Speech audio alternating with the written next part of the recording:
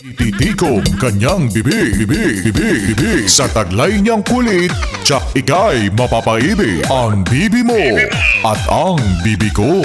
I love you! Love you, pare. Bibo! Bibo!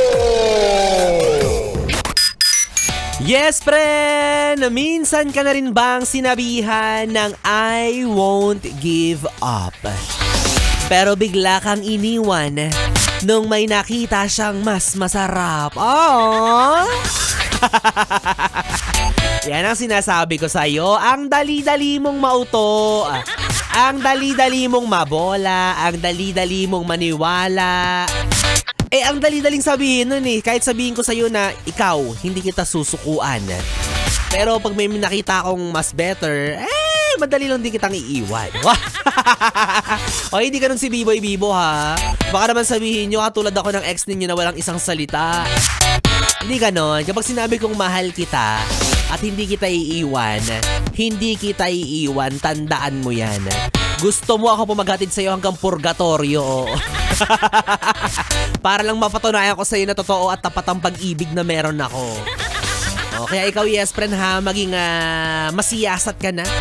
Maging matalino ka na sa mga bagay na paniniwalaan mo kahit pa nanggaling yang salitang yan sa taong iyong minamahal at pinagkakatiwalaan. Dahil hindi lahat ng sinasabi sa'yo ay totoo. Hindi lahat ng pangako ay nagkakatotoo. O diba ang lungkot, ang sakit isipin?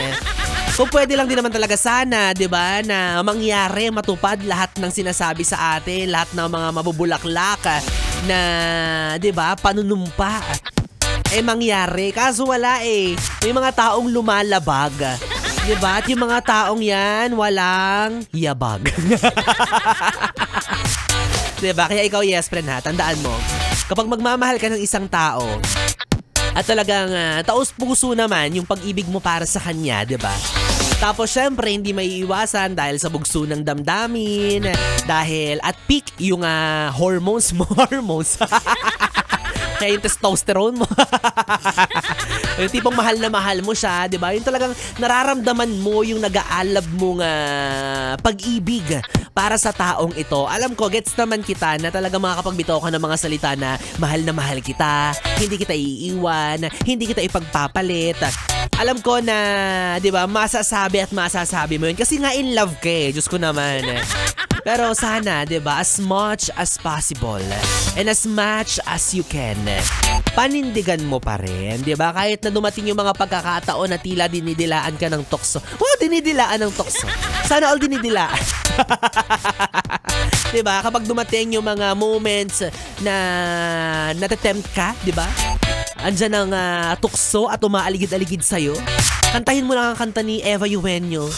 Tukso, layuan. Kay Eva Eugenio ba? Hindi ako sure, pero parang kabatch na naman yung kumanta. Diba? Sana sikapin mo, labanan mo, at piliin mo pa rin ang tama. Diba? At isipin mo yung mga binitawan mong pangako sa isang tao. Halimbawa, may dumaang maganda or sexy or gwapo o macho sa harapan mo. Anong gagawin? A. Tititigan.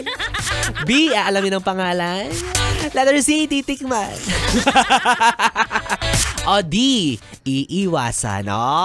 May letter D pa kasi, tuwang-tuwa ka sa choices ng ABC ha. Parang lahat yung gagawin mo.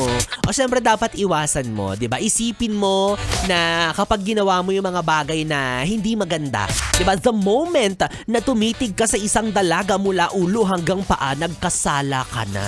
Oo, hindi lang mismo dun sa dalaga kasi masama 'yon, 'di ba? Yung parang inaano-ano mo siya sa isip mo, masama 'yan. At syempre nagkakaroon ka rin ng kasalanan sa iyong karelasyon. 'Di ba? Isipin mo yung mararamdaman niya na, 'di ba? Yung jowa niya hindi loyal. Yung jowa niya tumitingin-tingin pa rin sa iba. Yung jowa niya kung kani-kanino pa rin kumikindat at ngumingiti. Ay! Pag ganyan sana ikaw ay mangiwi. Charot lang. Pero ito, yes friend, tandaan mo, kapag hirap na hirap ka na sa relasyon ninyo, ipaglaban mo. 'Di ba? Ngayon ka pa ba susuko? Dapat noon pa. Panindigan mo na siya. Hayaan mo na, baka mapunta pa sa amin yan. Eto yes, friend. Feeling ko matutuwa kapag sinabi kong sana sa'yo mapunta to. Ala, ano yan? Sana sa'yo mapunta ang biyaya hatid sa inyo ng... ACS! ACS! ACS! Ay, talaga nga namang pag-usapang pera, tuwang-tuwa't ngumingiti-ngiti ka dyan, ha? Sana sa'yo to mapunta. Kahit ako man din, di ba? Ipapanalangin ko na sana ako mapili, sana ako manalo. Kahit ako na yung pumunta para lang makuha ko yung premyo. Sige na. Dahil mukhang pera din ako. Syempre, 500 pesos din to. Oo, hatid sa inyo ng 101.1 Yes FM at ng ACS Manufacturing Corporation ng Charm Fabcon Purple Eternity.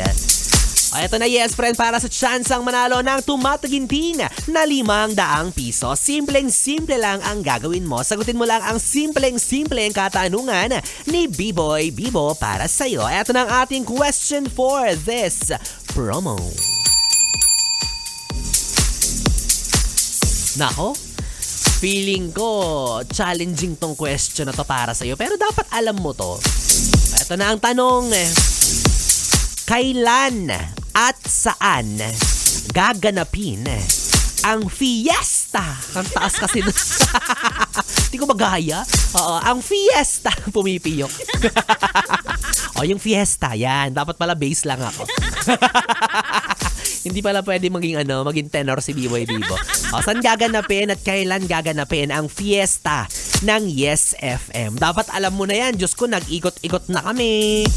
Inanunsyo na namin yan sa radyo ng paulit-ulit. Dapat gets mo na yan. Again, saan at kailan gaganapin ang fiesta ng Yes FM? Kapag alam mo ang kasagutan, isend mo lang yan sa aking Facebook page, DJ B-Boy Bibo, DJ B-I-B-O-Y, B-I-B-O. Kalakip ang iyong valid ID and of course ang iyong GCash number.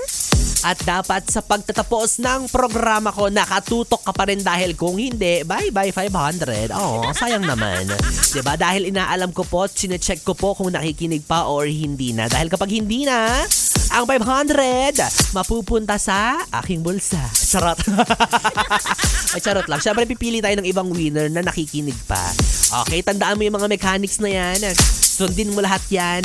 At malay mo, ikaw na ang susunod na mananalo ng tumataginting na 500 para sa ating ACS! ACS! ACS! Yes, friend! Kapiling mo na ang bibi mo sa radyo, ang DJ na mabilis bumayo. Ang dila sa mikropono. Ako po si DJ B-Boy. B-Boy Bibo na pwede mong makatabi hanggang mamayang alas 12 para sa ating BB Time. Kaya naman dito ka lang sa istasyong no problem. Ang 101.1 Yes FM. Solid! Oras natin, 9:42.